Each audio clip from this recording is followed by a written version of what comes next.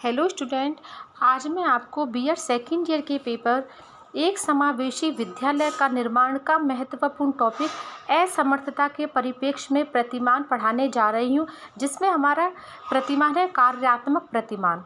कार्यात्मक प्रतिमान मॉडल के अनुसार विकलांगता से तात्पर्य विकलांगता या विकारों द्वारा उत्पन्न परेशानियां जिनका मूल कारण है व्यक्ति के जैविक परिस्थिति तथा कार्यात्मक क्षमता का बेमेल होना अथवा पर्यावरणीय कारकों तथा स्थितिजन्य कारकों का बेमेल होना है।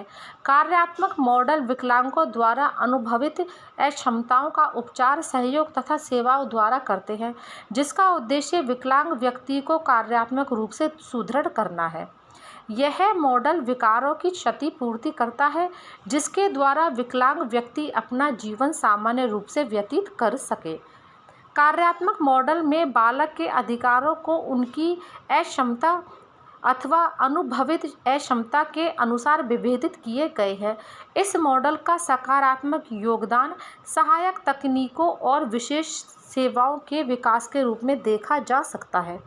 इस मॉडल का दायित्व व्यक्ति को प्रणाली में सम्मिलित करना है, न कि प्रणाली को व्यक्ति में सम्मिलित करना। कार्यात्मक मॉडल में पेशेवर लोगों को केंद्र में रखा जाता है, जिससे वह अपनी आवश्यकताओं और पद को परिभाषित कर सके। इस मॉडल के द्वारा दुनिया भर में विकलांग बालकों के लिए पुनर्वास सेवाएं स्थापित करने की समझ विकसित हुई है।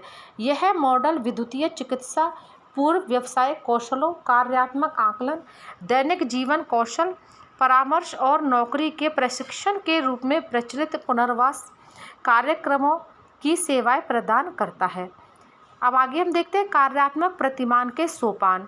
यह प्रतिमान असमर्थित छात्रों के लिए सहयोग प्रणाली की तरह कार्य करता है। इसके अंतर्गत असमर्थित छात्रों को सामान्य कक्षा को समायोजन का प्रशिक्षण दिया जाता है।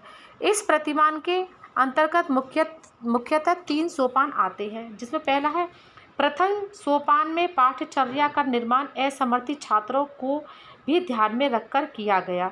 इस प्रतिमान में सामान्य एवं विशिष्ट आवश्यकता के बीच सहभागिता आवश्यक समझी जाती है। असमर्थित बालकों की शिक्षा के लिए उनकी पाठ्यचर्या को लेकर शिक्षक से जो अपेक्षाएं होती है, उन्हें पहले ही बता दिया जाता है।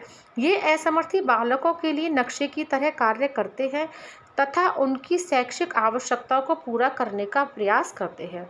अब इसमें हम देखते हैं दूसरे सोपान में सामान्य कक्षाओं में इनके शिक्षण के लिए जोर दिया गया।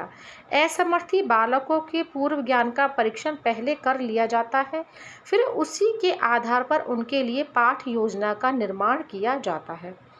अब तीसरे सोपान में बालकों को अभिप्रेरणा, तकनीकी एवं सामाजिक कौशल सिखाने का प्रयास किया गया है एवं समावेशी कक्षा में सभी बच्चों को सामूहिक कार्य करने के लिए प्रेरणात्मक कार्य किया जाता है। अब आगे हम देखते हैं असमर्थित बालकों हेतु कार्यात्मक प्रतिमान का शैक्षिक महत्व। असमर्थित बालकों की शैक्षिक उपलब्धि में यह प्रतिमान निम्नलिखित रूप से सहायक होता है।